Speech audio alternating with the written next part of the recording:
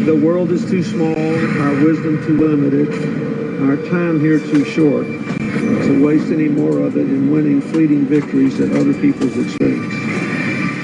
The Clinton Global Initiative, which brings philanthropists and CEOs together with nonprofits to make concrete commitments aimed at some of the world's toughest problems. Almost 10 years in, they have leveraged billions of dollars in assistance in more than 180 countries. CGI was designed to tackle big global challenges in bite-sized pieces, with the conviction that regardless of size or scope, our problems will yield to concerted action and innovative partnerships of individuals, NGOs, businesses, and governments.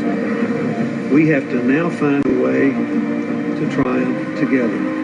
All the problems that we face, from climate change to financial contagion to nuclear proliferation, are too complex and cross-cutting for any one government, or indeed for governments, to solve alone. Because we believe that ending hunger is not only possible, but it is both a moral and strategic imperative. Hillary Clinton is trying to shift the spotlight to global warming, the presidential contender unveiling her plans to combat climate change. Together with innovative partners from the public and private sectors, we're working to make homes, universities, and cities more energy efficient. We share a common future, and we are here to find common ground. Women must be empowered. It's classic Bill Clinton, by using his birthday to help the causes he champions, from combating climate change to obesity and even HIV/AIDS. Help bring new dignity and respect to women and girls all over the world. And in so doing, bring new strength and stability to families as well. We are trying to do something no one has ever done before. A new report today claims that the Clinton Foundation gives about 10% of its money that it raises to actual charities and the services that they offer. It has been reported you've made $5 million making speeches. The president's made more than $100 million. Well, if you have no reason to remember, but we came out of the White House not only dead broke, but in debt. 6 years ago, Hillary Clinton was about to become Secretary of State. Barack Obama had nominated her. Everyone knew she was going to be confirmed by the Senate, going to be confirmed easily. But there was a thought, there was a question, there was a doubt out there about a potential conflict of interest. The Clinton Foundation dropping its self-imposed ban on collecting funds from foreign governments and entities. And now the Washington Post reports total contributions to that foundation amount to $2 billion. There's a lot of money sloshing around. Everything is blurred, and it's not good. The questions scream out at me. What in the world happened with the foundation and these ulterior motives and this money and the email server? I'm sorry. Those scream out at me. The amount of schmoozing involved and crossing lines and one person putting money in a foundation and then Clinton getting unbelievable amounts for his speeches, contracts going one way or another, it's not good.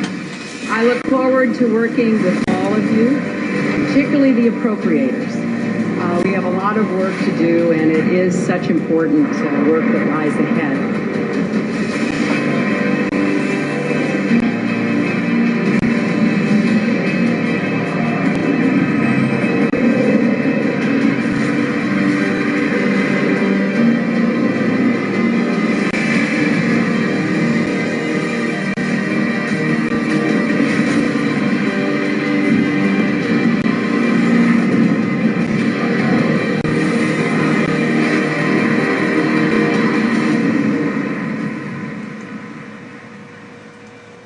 We did this with a very simple strategy.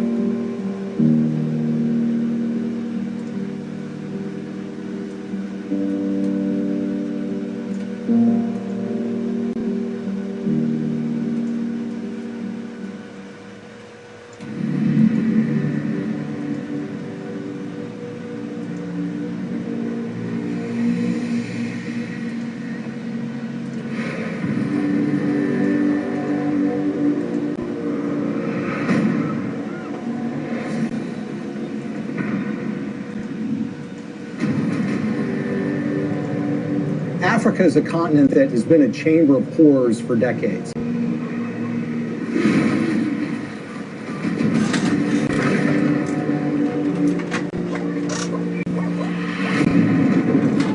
It's really not the fault of the African people. It's largely a result of the kind of system that's been perpetuated there. You have these oligarchs which dominate these countries that oftentimes have natural resources that can be very lucrative. And these oligarchs strike deals with foreign corporations or foreign governments who in effect prop them up and put them in power. And in exchange, these oligarchs give these entities access to rich mineral deposits. And the Clintons, you would expect to be opposed to this sort of thing. And that's at least what their language does. Our countries have deepened our cooperation on many issues, including good governance and transparency, energy, regional security, and advancing peace and development in the Niger Delta. The problem is, their words are different from their actions. Rwanda has clearly taken an impressive trajectory of development, and the people here still feel Kagame's demand to take them to another level. President Paul Kagame has walked all around the crowd, thanking the people for electing him unopposed as chairman of the RPF or president of the RPF for another 7-year term. As his critics say that far from entrenching democracy in Rwanda, he's actually eroding it by silencing his opposition.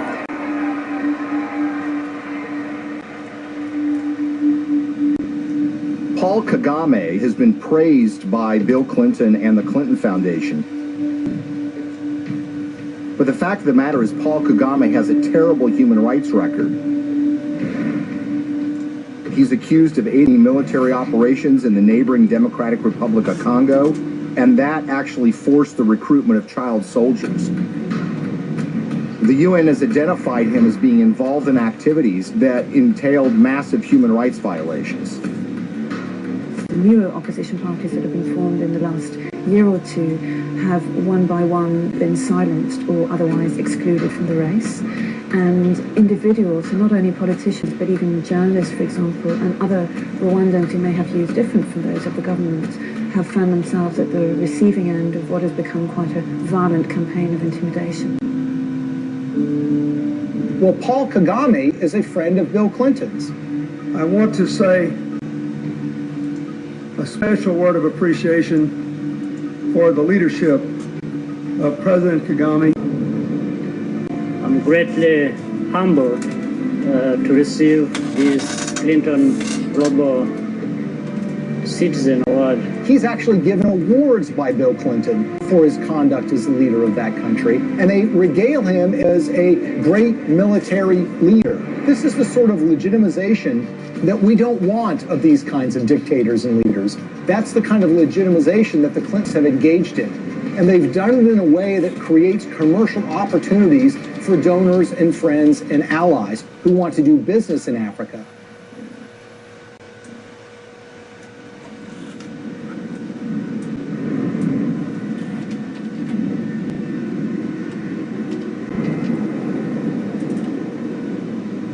Business in Africa means you're dealing with dictators who are going to give you access to, say, mineral rights or oil drilling rights, but you're going to have to pay them off. The Clintons partner with foreign entities who want access to Africa, and specifically mining companies or energy companies who need to get concessions for access to oil or natural gas or the rights to mine for gold.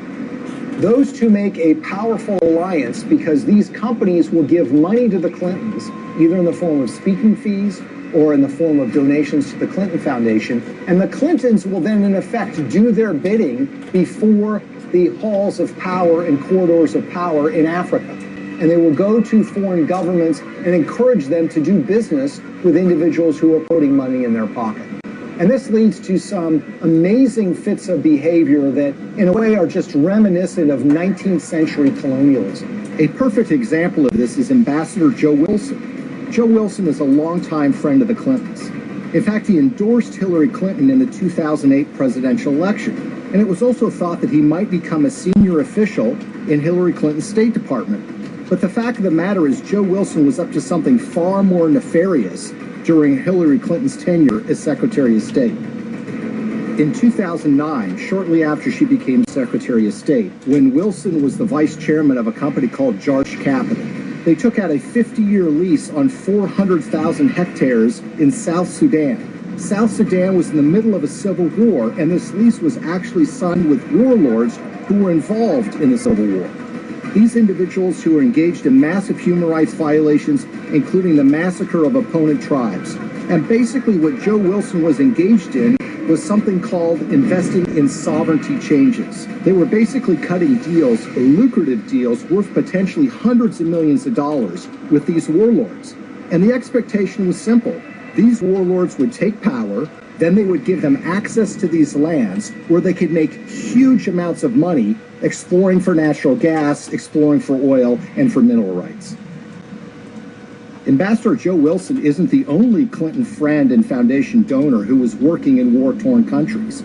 Swedish mining investor Lucas Lundin has pledged $100 million to the Clinton Foundation. He did that in 2007. And his most lucrative mining operations are in the war-torn country of the Democratic Republic of Congo. This is a country that perhaps has the most horrific human rights situation on the face of the earth.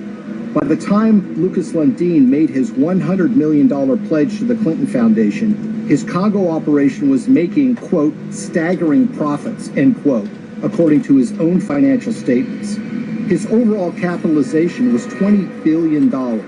But for those profits to remain staggering, U.S. policy under Hillary Clinton had to remain unchanged. That's a problem. Hillary Clinton, as a senator back in 2006, supported something called the Congo Relief, Security, and Democracy Promotion Act. As the law's name implied, the goal was to bring reform to Congo. That's not something that Lucas Lundin would want. So in 2009, when Hillary became Secretary of State, she reversed course 180 degrees and went from supporting reform in Congo to supporting the status quo, which is exactly what Lucas Lundin would want, who of course had committed $100 million to the Clinton Foundation. But Congo isn't the only scandal-plagued country where Clinton benefactors have made millions. Africa's most populous nation, Nigeria, is full of promise, but fulfilling that promise is sometimes a struggle. Plagued by corruption and mismanagement, the resource-rich country has a poverty rate of over 50%. Look at a country like Nigeria, which is really a cesspool of corruption. In fact, people will say it is perhaps the most corrupt country in the world. It's rich in natural resources, it produces a lot of oil, but that money never trickles down to the people. It goes to the oligarchs who run the country, who oftentimes take that money and put it in Swiss bank accounts in a way that, of course, the people of Nigeria can never benefit from. And you see, there's a federal law in the United States which says if foreign governments that receive U.S. assistance aren't transparent in how they spend that money, that they will not be able to get U.S. foreign assistance anymore. That's not something that Lucas Lundin would want. So in 2009, when Hillary became Secretary of State, she reversed course 180 degrees and went from supporting reform in Congo to supporting the status quo, which is exactly what Lucas Lundin would want, who of course had committed $100 million to the Clinton Foundation. But Congo isn't the only scandal-plagued country where Clinton benefactors have made millions.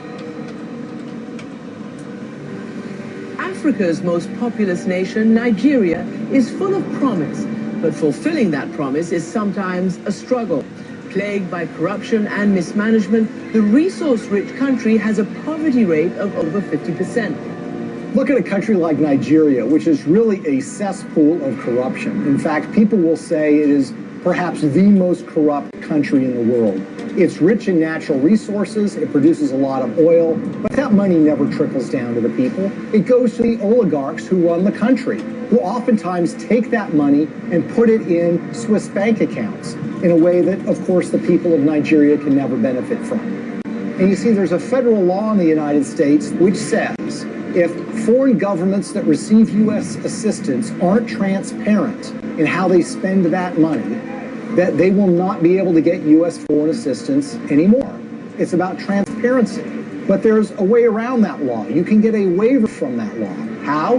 By getting the U.S. Secretary of State to grant you a waiver. We intend to remain very supportive on your reform efforts. Thank you for mentioning the work we did together in the elections. We're also very supportive of the anti-corruption reform efforts, more transparency, and the work that you and your team is also championing, because we really believe that the future for Nigeria is limitless.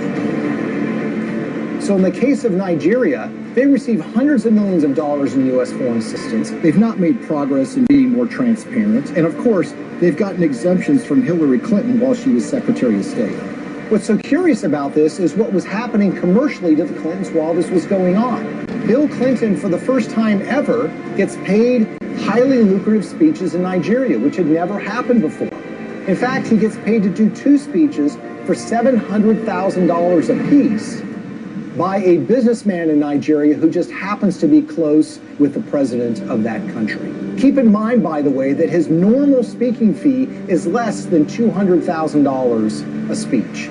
So this was an enormous payday for Bill Clinton. Okay, now we'll begin the panel.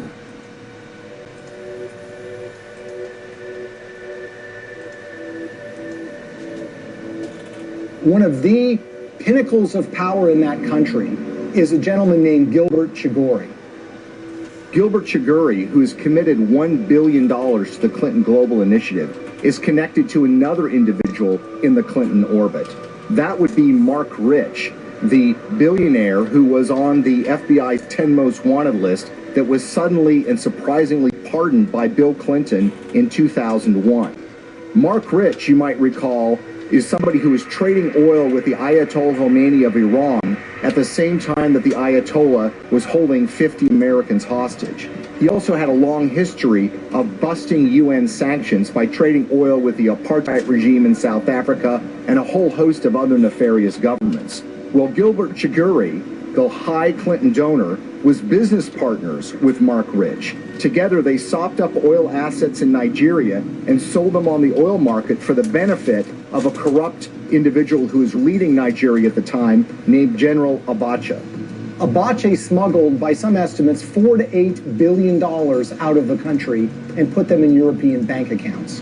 Gilbert Chagoury was indicted and convicted in Europe for helping him to do that.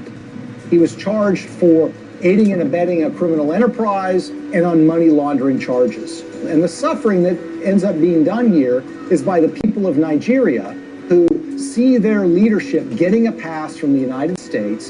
The elites in those countries are getting rich, the Clintons are getting rich, and the money somehow never trickles down to the people of Nigeria.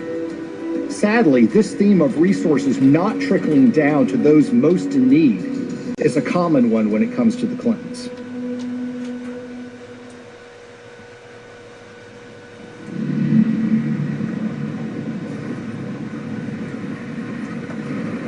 As we told you at the start of tonight's program, a major magnitude earthquake has hit the island of Haiti in the Caribbean. The quake measured around 7 points on the Richter scale, and its epicenter fell just 10 miles from the capital, Port-au-Prince. Haiti's ambassador to the U.S. has described the event as a catastrophe of major proportions. So far, we have no information regarding the casualties. The war is coming to an end! It was a big earthquake. It lasted like 15 seconds, I think.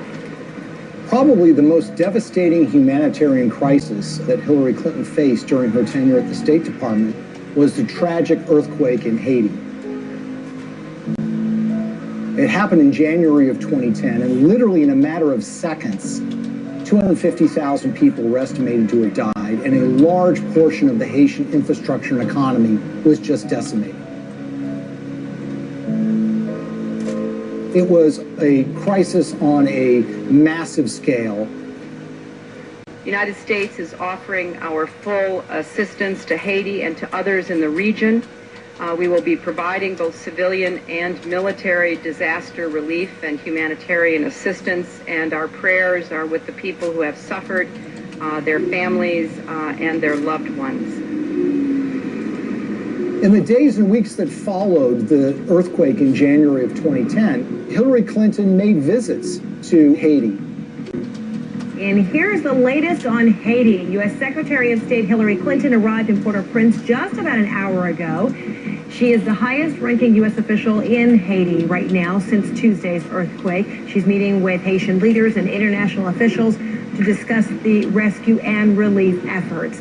In fact, on her first visit, which occurred days after the earthquake, they literally had to stop traffic going in to the airport at Port-au-Prince. There, of course, were relief supplies that were being flown in, but that traffic was stopped so the Secretary of State could come and assess the damage. There is a perception, and there have been complaints or reports of bottlenecks, that there's a lot of aid coming in, but it's very hard to get it out to the people who need it.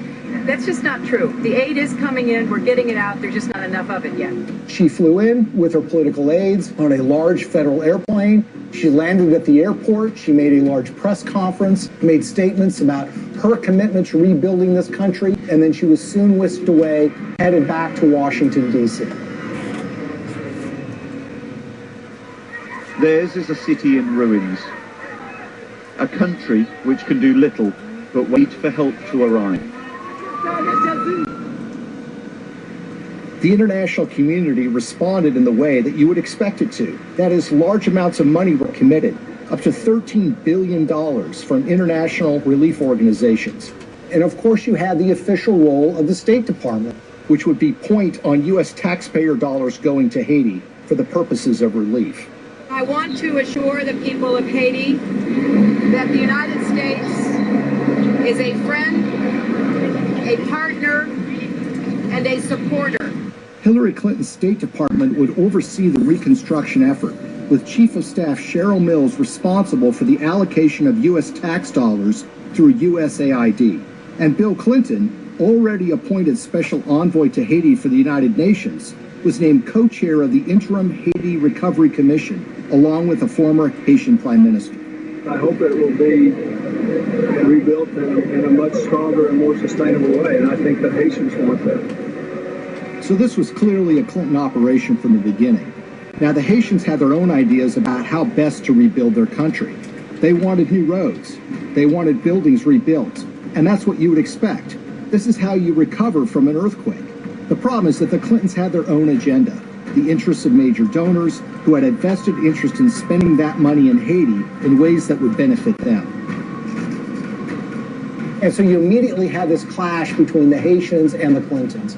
And Haitians complained almost immediately that they were shut out of the decision-making process, that it was really Bill Clinton and a few of his friends that were calling the shots on the IHRC. And they made some monumentally bad decisions that not only didn't benefit the Haitian people, but ended up putting money in the pockets of major Clinton donors who had economic stakes in Haiti. We have been united behind a single goal: making investments in this country's people and your infrastructure. So it's a classic example of what some people call disaster capitalism. Disaster capitalism in that a natural disaster creates opportunities for rebuilding to take place, but also for self-enrichment to take place. And if you look at the Clintons and the promises that were made and the results that actually followed, it is a tragic story of crony capitalism gone awry.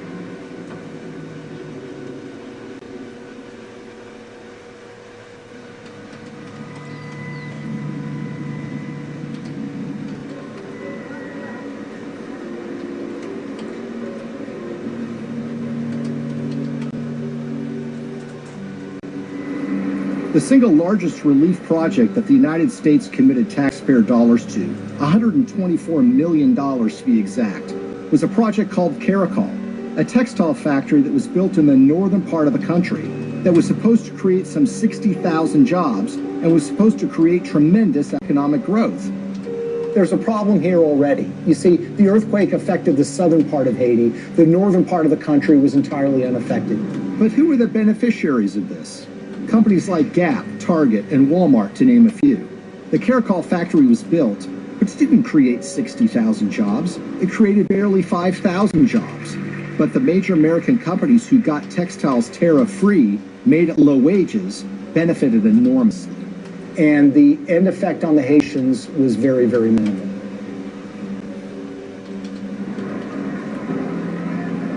If you look at some of the infrastructure projects that were undertaken, the Clintons had very grand plans to build large tracts of homes, and there were contractors that were selected for those projects. Sometimes the contractors had experience, sometimes they did not.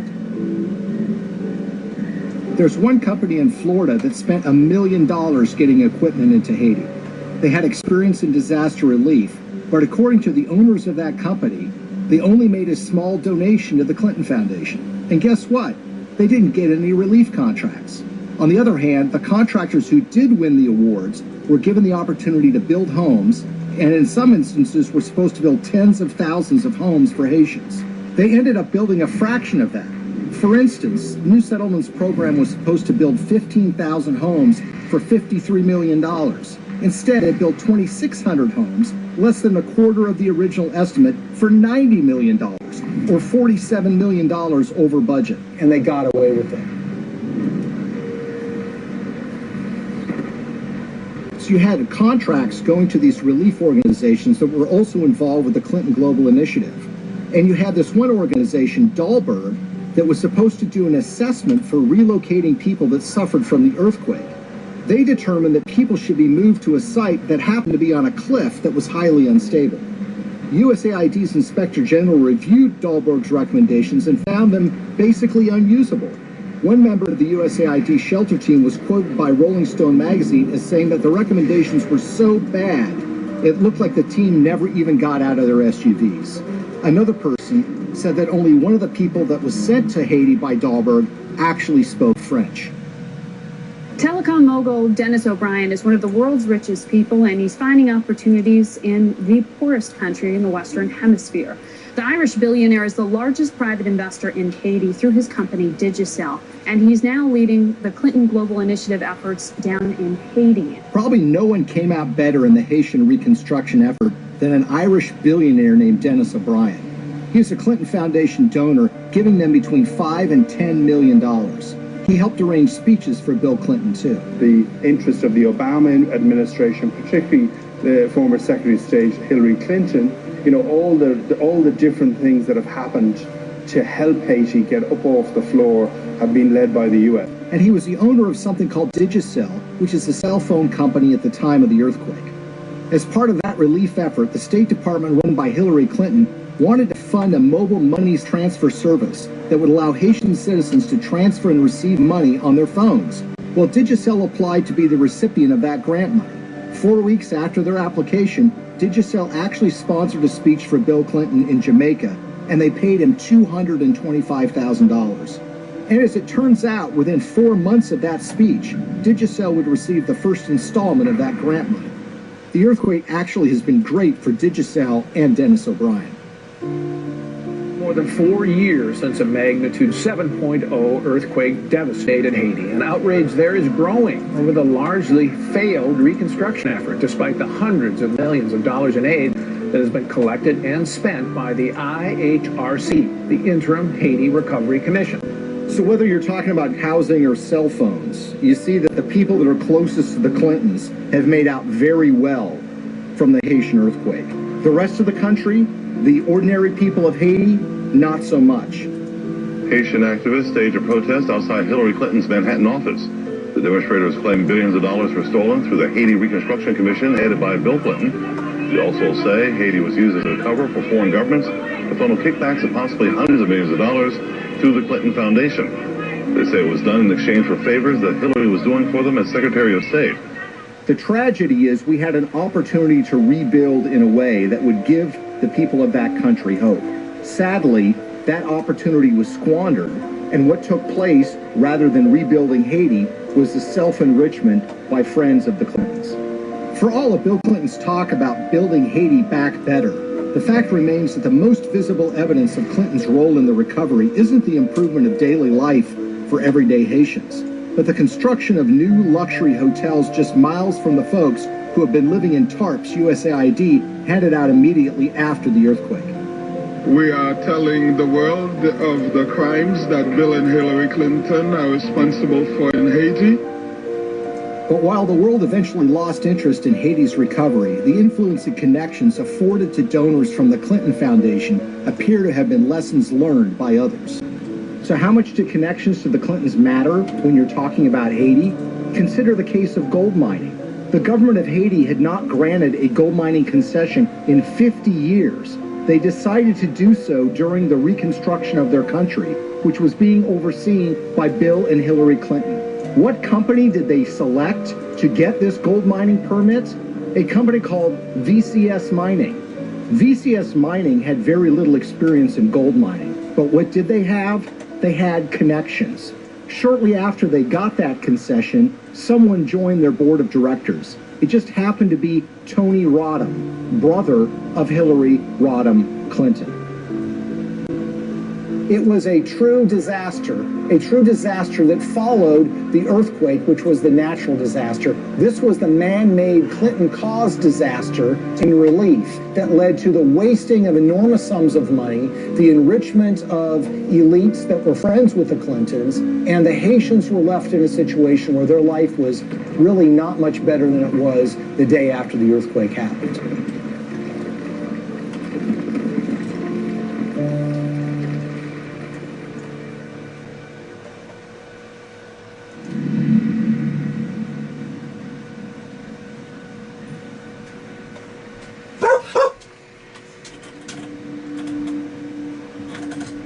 An ambitious pipeline is firing off a war of opinions.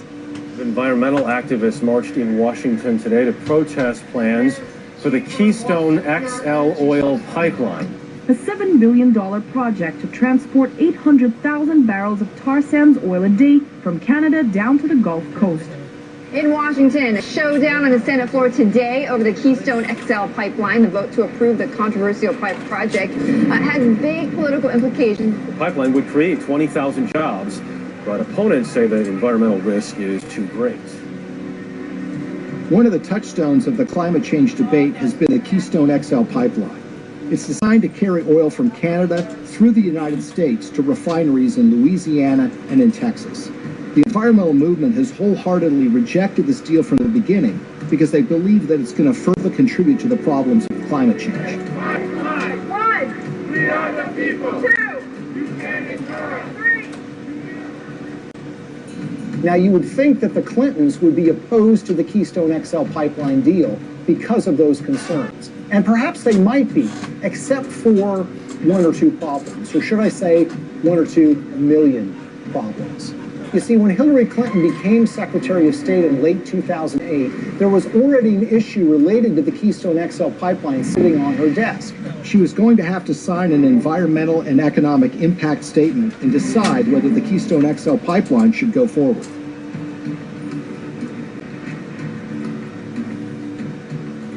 At that precise time, Bill Clinton gets a lucrative offer of nearly $2 million to give 10 speeches in Canada, for the first time ever, from a company called TD Bank Investment Group. He gave the last speech in May of 2011. 3 months later, Hillary's State Department releases an environmental impact statement that was seen as largely supportive of the Keystone XL pipeline, in a way that was massively controversial. Hillary Clinton, in effect, was betraying the environmental movement by greenlighting this deal, when she had in her hands the power to kill this deal in its crib. It was shocking. Organizations like Greenpeace and Friends of the Earth were stunned. They wanted investigations, but everybody was mystified. Nobody could understand why Hillary Clinton would sign off on this deal, particularly when she had been in favor of dealing with climate change, and her boss, Barack Obama, by all indications, seemed to be opposed to this deal as well. It's also a time for a new approach to climate change.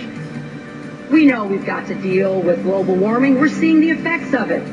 We need to invest in clean energy technology today so that we can create new high-paying jobs to protect our environment, to grow our economy, and to finally break our addiction to foreign oil.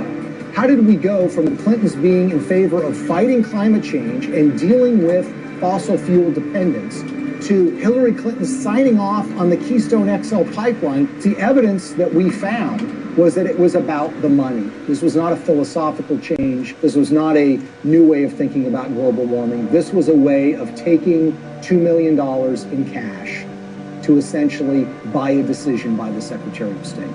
Why is the TD Bank Investment Group so interesting? Because they just happened to be one of the largest shareholders in the Keystone XL pipeline itself.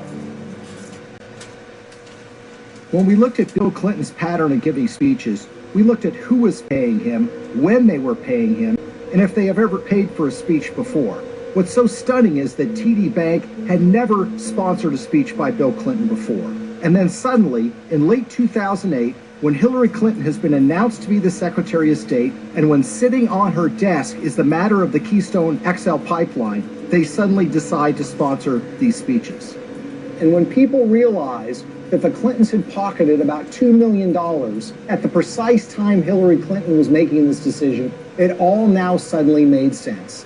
Because as we've seen repeated over and over and over again, when it comes to the Clintons, you have to follow the money. And in the case of the Keystone XL pipeline, they seem to have abandoned their principles, their commitment, as it was, to combating global warming and dealing with our dependence on fossil fuels. They jettisoned that when $2 million showed up and suddenly came out in favor of the Keystone XL pipeline. When you see this sort of pattern of behavior, you can't come to any other conclusion that it's a system of pay to play. And again, other entities appear to have picked up on this business model too. Well, Bill Clinton has been paid enormous sums of money over the years to give speeches. On average, he gets a little less than $200,000 per speech. But something happened in late 2008. His speaking fees skyrocketed after he'd been out of office for years. The reason was his wife had become Secretary of State. In fact, 11 of the 13 speeches for which Bill Clinton has been paid $500,000 or more occurred precisely when Hillary was the most powerful diplomat in the world.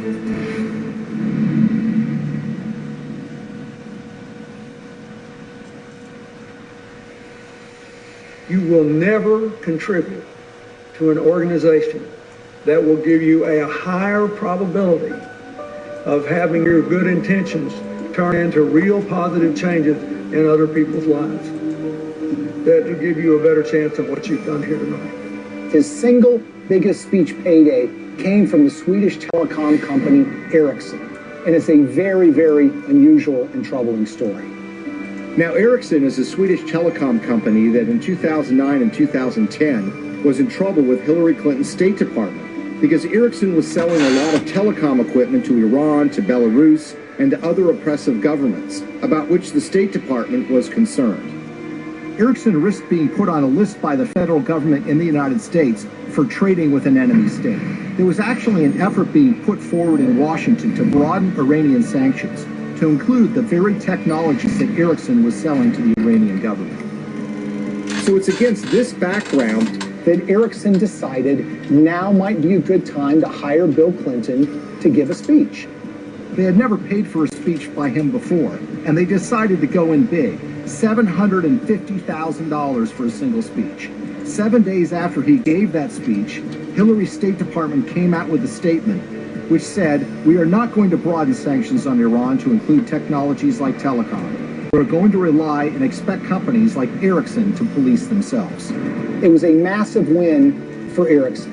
Ericsson was able to avoid having to deal with a regulatory battle in Washington, giving up contracts that were highly lucrative in these countries, and being put on a list that would create an enormous diplomatic problem for them, all because essentially they paid Bill Clinton to give a speech for $750,000.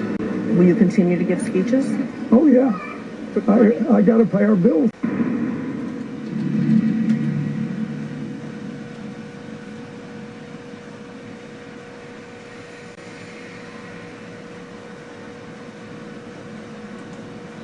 So the question is, why do we see the Clintons reversing decades of policy positions that they've held so closely on issues like human rights and environment? And a big clue comes from the folks that are giving the Clinton Foundation literally tens of millions of dollars. And one, if not the biggest donor to the foundation, is a Canadian named Frank Giustra. Giustra is in the mining business, hardly something you'd call environmentally friendly, and he has interests all over the world. And he used his relationship with the Clintons to benefit those interests, regardless of the environmental concerns. A great example of this is what happened in Colombia. What's so interesting about the relationship that the Clintons have with Frank Giustra is they tend to show up in these foreign countries together at the same time. Frank Juster's made billions of dollars over the years in the so-called penny stock market in Canada, which is highly open to manipulation. He's been very successful in this area. Now, the Vancouver Stock Exchange is not like the New York Stock Exchange in the United States. This is a stock market or an exchange that is dominated by penny stocks, made up of a lot of natural resources stocks. It's sort of the wild, wild west of investing. It's called Dodge City sometimes. And the reason is because there's a lot of speculators, there's a lot of misinformation that's put around, and there are a lot of mining companies that don't really have any assets, but will proclaim to have gotten the rights to some lucrative gold mine, let's say, and then they send that news out to the public in the hope that it will lead to a flood of people buying the penny stock so the shareholders can sell their assets.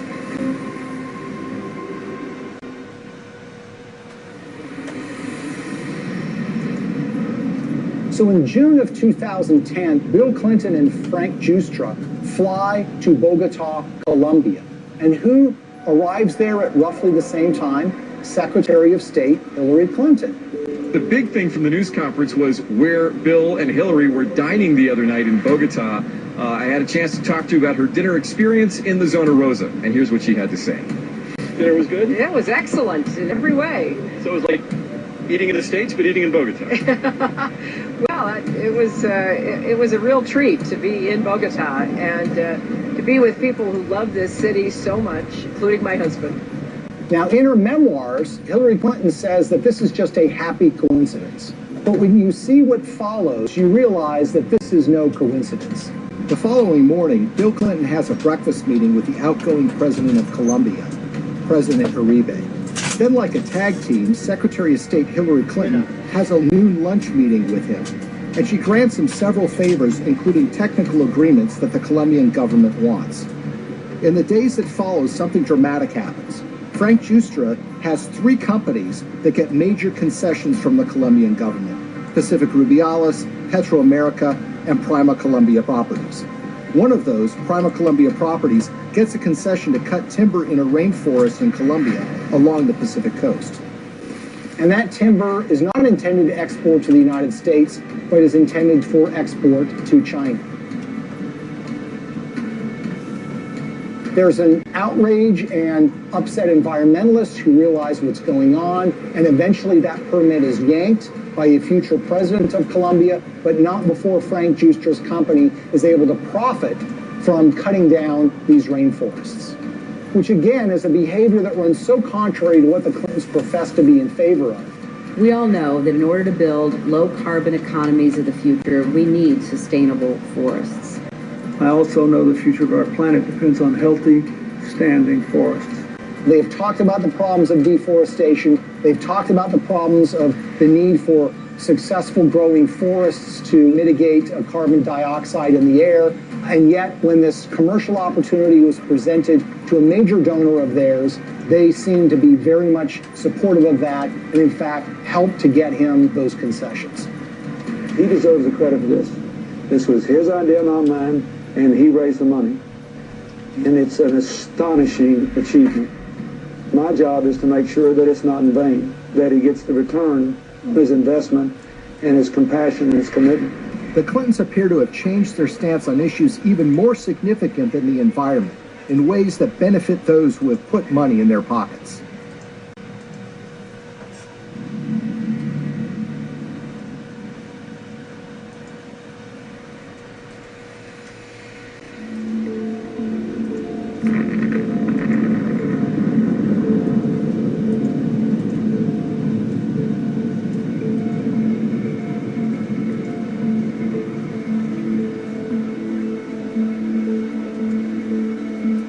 I represent a president and a country committed to a vision of a world without nuclear weapons and to taking the concrete steps necessary that will help us get there.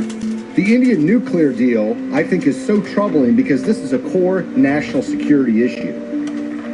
One of the signature achievements in foreign policy for Bill Clinton was pushing the Test Ban Treaty and the Non-Proliferation Treaty. Today in New York, the United Nations General Assembly voted overwhelmingly to adopt the Comprehensive Nuclear Test Ban Treaty and open it for signature later this month. The NPT has been sort of the holy grail when it comes to nuclear disarmament, something that the Clintons have been supportive of, not just for years, but for decades. That was all thrown asunder in 1998 when the Indian government tested nuclear weapons underground. India's action threatens the stability of Asia and challenges the firm international consensus to stop all nuclear testing. These were tests that truly shocked the world. Even the CIA was not aware that these tests were about to take place. Clinton's reaction was volcanic. He felt betrayed by the Indian government, and as a result, he imposed sanctions on India, essentially saying, you're not going to get access to U.S. nuclear technology until you sign the NPT, the Non-Proliferation Treaty. In 2005, the Indian government wanted to get these sanctions lifted. Not only do they have an interest in expanding their civilian nuclear base, they live in a neighborhood where some pretty tough customers and rivals have nuclear weapons themselves. First of all, you've got Pakistan, which is right next door, which is widely believed to have nuclear weapons. And then you have China, a longtime rival of India, which has a nuclear arsenal. The Clintons said that they were in favor of giving the Indian government some access, but the problem is it didn't go nearly as far as the Indian government wanted. So in 2005, they started making donations to the Clinton Foundation.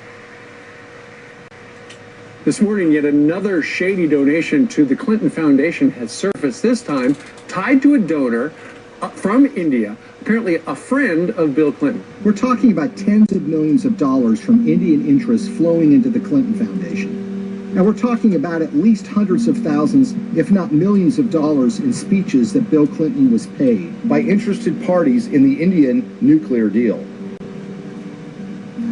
Amar Singh, according to Clinton disclosures, has given between $1 and $5 million to the Clinton Foundation in the push to get them to support Indian access to nuclear technology. He's a member of parliament who has gotten in fistfights on the floor of the parliament, who's been charged with bribing members of parliament to get certain pieces of legislation passed. You see, the problem is when you ask Amar Singh, he says it wasn't my money. I don't have that kind of money. I couldn't have given him that amount of money. And in fact, when you look at Indian public records, you see that Amar Singh doesn't have a net worth anything close to being able to give that amount of money. So where did the money come from? Well, sometimes the most obvious answer is the correct one. Sant Chantwal is an Indian businessman who has been close to the Clintons for years. He pledged to raise $5 million for her 2008 presidential campaign. And Bill Clinton was at his son's wedding. They actually named him as a trustee of the Clinton Foundation.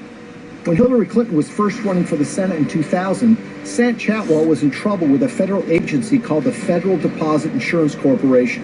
He basically owed them millions of dollars from unpaid loans.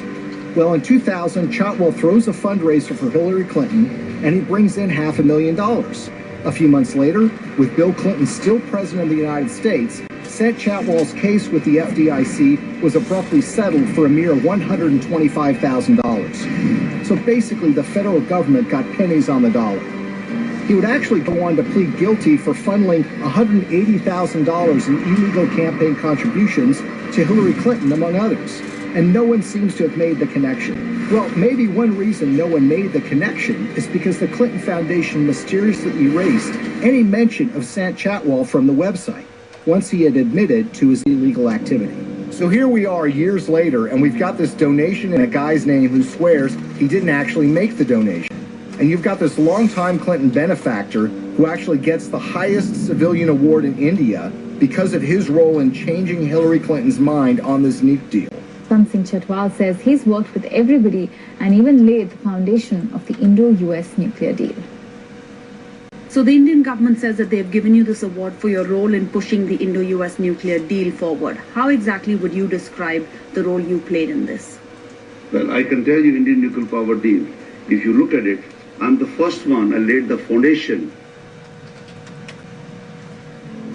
On the eve of the vote in 2008 to approve Indian access to U.S. civilian nuclear technology, Amar Singh, who barely knows Hillary Clinton, had a 2-hour meeting with her where they discussed the Indian nuclear deal. Amar Singh says that the dinner meeting resulted in her telling him that she was supportive of the deal and that she was making efforts to make sure that the deal did get through.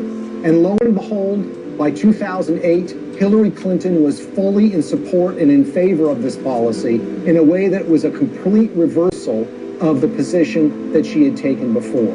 In other words, the flow of money had led the Clintons to change their positions on the Non-Proliferation Treaty, and specifically India getting access to U.S. nuclear technology. This was a decision that was wholly out of step, wholly inconsistent with a progressive liberal agenda. Hillary Clinton made a decision of reversing her previous position after the flow of funds to the Clinton Foundation, and her husband gave some speeches in India. But this wouldn't be the last time Hillary reversed herself regarding nuclear weapons technology. Shockingly, Bill and Hillary would end up receiving money from folks that were looking to make something happen a lot closer to home.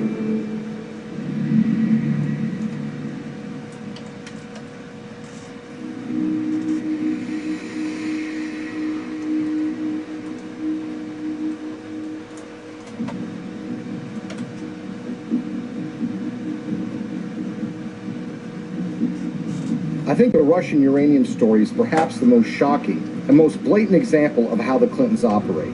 This is a story about the Russian state nuclear agency, American uranium, $145 million in cash, and the Clintons. At the end of the day, this is a story about buying influence and selling influence.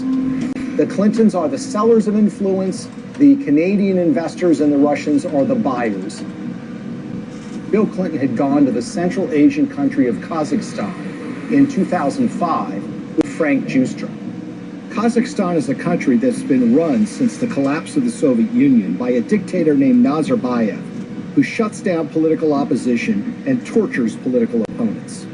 The ostensible purpose of the visit to Kazakhstan by Bill Clinton was to talk with Nazarbayev about AIDS, HIV. The problem is Kazakhstan really does not have an AIDS, HIV problem. So that explanation really doesn't make sense. What makes far more sense is that Frank Giustra wanted access to very lucrative Kazakh uranium mines. Kazakhstan is one of the largest producers of uranium in the world. Bill Clinton arrives there with Frank Giustra, and they have a series of meetings with Kazakh officials. There's a press conference where Bill Clinton stands with the dictator of Kazakhstan and he praises the human rights record. He praises that elections are being held in the country, and he even says that Kazakhstan should head up something called the OSCE, which is the Organization for Security and Cooperation in Europe. Think about that for a second. Bill Clinton is saying that a known human rights violator who's been condemned by human rights organizations around the world should head up a human rights organization. They go from a press conference to a dinner where Frank Giustra, Nazarbayev, the dictator of Kazakhstan, and Bill Clinton meet and talk. Well, 2 days after that meeting, Frank Giustra finally gets his uranium concessions worth hundreds of millions of dollars. A couple of weeks after that, Bill Clinton gets his $30 million from Frank Giustra, the first payment in what will become more than $100 million in pledges and commitments and donations made by Frank Giustra. So it's really, in a way, a simple story in that they all are walking away from the table with something that they want. Nazarbayev is getting the legitimacy of an ex-president, saying what a nice and kind leader he is. Frank Giustra gets his uranium concession, and Bill Clinton and his foundation get cold, hard cash. Now let's move to chapter 2 of this story, which is even more sinister. You see, the international uranium market is very competitive. The Kremlin sees dominance and control of the uranium market as a source of national power. Frank Giustra takes that uranium concession he got in Kazakhstan and puts it into a company in a so-called reverse merger, which was one way for a private company to go public to form something called Uranium One. It's a company traded on the stock market in Canada, and they start acquiring uranium concessions in places like Wyoming, Texas, New Mexico, and Utah. And by 2009, they have what is expected to be 50% of future uranium production in the United States. This gets the interest of Vladimir Putin and the Russian government. And in fact, there are State Department cables that were leaked through WikiLeaks, which show that Hillary was aware of the fact that the Russians took great care to try to dominate the international uranium market. Well, the Russians want to buy this asset, and they offer a 40% overprice on the share of the stock. And for this transaction to go through, it has to be approved by the U.S. federal government. Why? Because uranium is regarded as a critical industry in the United States. After all, this is used for our civilian nuclear reactors and goes into nuclear weapons. So it goes before the federal government, where it needs to be signed off by a series of federal agencies, including the Secretary of State, Hillary Clinton. As Hillary Clinton is contemplating this, shareholders in Uranium One, including Frank Giustra, have sent more than $145 million to the Clinton Foundation. The chairman of that company at the precise time is a guy named Ian Telfer, who is also making donations to the Clinton Foundation, as is Frank Holmes, who is another major Uranium One shareholder. And Hillary Clinton, who has a record of opposing precisely these kinds of deals, comes out and says, you know what, I think this is a good deal. Let's let Vladimir Putin take control of what is now 20% of U.S. uranium production. Bill Clinton and Hillary Clinton are the only figures in American politics who are willing to do this deal and who could actually pull it off, because they had a reputation that runs so contrary to what they're doing. I mean, this is what the Clinton Foundation does, right? This is what they talk about politically, their support for human rights, their concerns about proliferation, their concerns about issues related to Russian aggression. There's no doubt that when Putin came back in and said he was going to be president, that did change the relationship. We have to stand up to his bullying. And what's so interesting when you consider this uranium deal are the actions of a small Canadian investment firm called Salida Capital. Salida Capital, in 2010, as this deal was going down, committed to give millions of dollars to the Clinton Foundation, and they also sponsored a speech by Bill Clinton in Canada. Salida Capital is also the name of a wholly owned subsidiary of Rosatom. Who is Rosatom? Well, this is the government agency in Russia that controls their nuclear arsenal, that built nuclear reactors in Iran, and engages in nuclear technology exchanges with rogue countries like North Korea. What this means, in essence, is that the Russian government, specifically Rosatom, was funneling money through a subsidiary directly to the Clinton Foundation. But the payday didn't end there. 4 months before Hillary Clinton's State Department would sign off on the Russian purchase of Uranium One, Bill Clinton got paid $500,000 to give a single speech in Moscow. He was being paid by a firm called Renaissance Capital, which has a long history of association with Russian intelligence services. What makes this speech stand out is not only the timing of when he's being paid, but the amount that he's being paid. You see, the last time Bill Clinton gave a speech in Russia was 5 years earlier. At that time, he was paid about 1/3 of what he was being paid this time. Why is Russian control of 20% of U.S. uranium so troubling? If you're in an era where nuclear weapons are a reality, where nuclear energy is an important component of energy production in the United States, and increasingly around the world, control of uranium is absolutely crucial. And unlike oil or natural gas can be found in so many places around the world, there are precious few places where you can find significant and large amounts of uranium that you can produce on a commercial scale. What we've essentially done is handed this precious resource to Vladimir Putin and the Russian government. They're not only engaged in aggression in places like Ukraine, but they've been very aggressive in fighting American interests around the globe. Russia's not an ally. Russia's not a friend. Vladimir Putin's Russia is a rival of the United States, and yet we've given them control over this precious resource.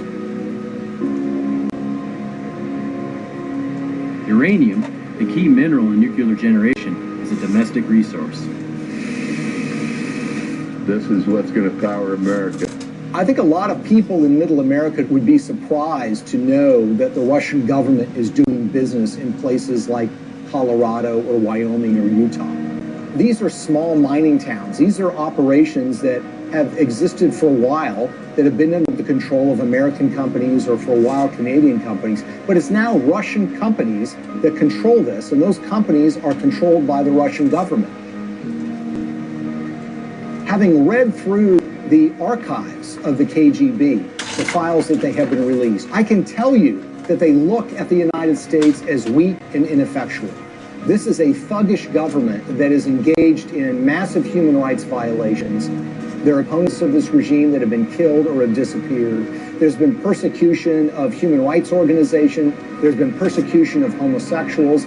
And it's shocking and stunning to me that there has not been more attention focused to this fact, that we have given this critical resource to somebody who's engaged in so much nefarious behavior. Greetings from Washington. I want to thank all of you for your work to root out corruption that weakens economic development, feeds black markets and organized crime, and undermines the promise of democracy. As we work together to eradicate corruption in our own countries, we should also maintain the highest standards of transparency and accountability in our development efforts around the world. Corruption in emerging markets and fragile democracies undermines the confidence of citizens and investors alike, while responsible governance helps to foster sustainable economic development and political stability. I believe in the oldest adage in American politics, which is follow the money. Enormous amounts of money have flowed to the Clintons from foreign governments, foreign financiers, and businesses. Some of that money lands in their pocket. Some of it lands in their foundation. It's a pattern we've seen repeated over and over and over again all around the world. It's not a coincidence. Money exchanges hands and favors are done. Now Clinton friends and supporters will say there's no smoking gun. But look at American political history. People are convicted all the time for a pattern of behavior where, for example, they're engaged in insider trading on the stock market. So, for example, you have a foreign corporation or a foreign government that wants something from the State Department while Hillary Clinton is Secretary of State. They will make a large payment to the Clinton Foundation. That will be followed by favorable action on their behalf. If that happens one or two times, you might say, look, it's just a coincidence. But when you see the pattern recreated over and over and over again, you have to recognize that these events are connected. They've created a model for massive self-enrichment that allows you to go into so-called public service, but get extremely rich at the same time. And when friends and allies say that the Clintons aren't really that interested in money, their actions show otherwise. What's so shocking to a lot of people is that making of that money requires them to betray their progressive values, the environment, labor unions, women's rights, human rights. The Clintons are doing business and growing rich with the favor of the very individuals who you would expect to be their political opposites. For a very long time in American history, and probably still to this day, one of the worst things that could be said about you as a politician is that you are on the take from foreign interests. What the Clintons have essentially done is busted down the door and robbed the bank of that concept. So when people think of the Clintons taking foreign money, they think it's maybe an insurance company from Great Britain, or they think it's from a supermarket chain in Canada. The fact of the matter is a lot of that money comes from the darkest, worst corners of the world. Are countries like Nigeria and Russia in the habit of giving money to politicians and not wanting something back? The Clintons are glad to take this money. It's made them fabulously wealthy. But what has it done for us? Before we had to worry about money from Wall Street and big labor. Now we have to worry about it coming from around the world and infecting our politics and damaging our politics, everything from our uranium policy to our human rights policy. Nothing seems to be safe anymore. How is this not corruption? How is this not a crime? With the Clintons, nothing is sacred. Everything is for sale. But we are the ones who are paying the price. Maybe, just maybe, the American people are tired of being sold out.